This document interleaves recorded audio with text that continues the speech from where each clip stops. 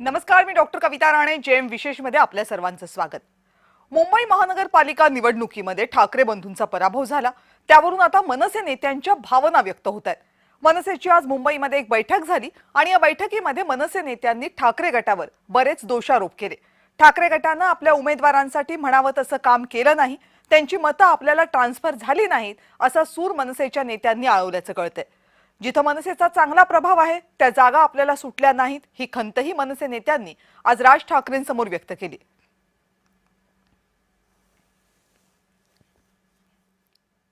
मनसेच्या बैठकीमध्ये नेमकं काय घडलं बघूयात.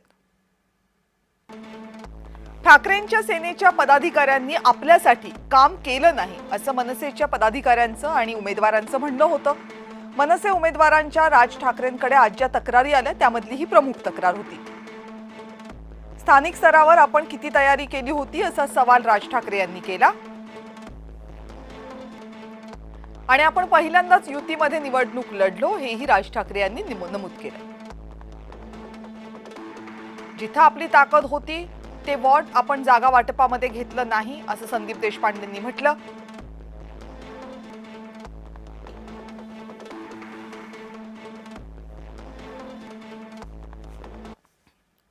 आणि मुंबई महानगरपालिकेमध्ये मनसे भाजपला पाठिंबा देणार अशा आशयाच्या बातम्या काही माध्यमांनी सुरू ठेवल्या होत्या, पण स्वतः राज ठाकरे यांनी आज माध्यमांशी बोलताना हे असा कोणताही पाठिंबा आपण भाजपला देत नसल्याचं स्पष्टपणे नमूद केलं.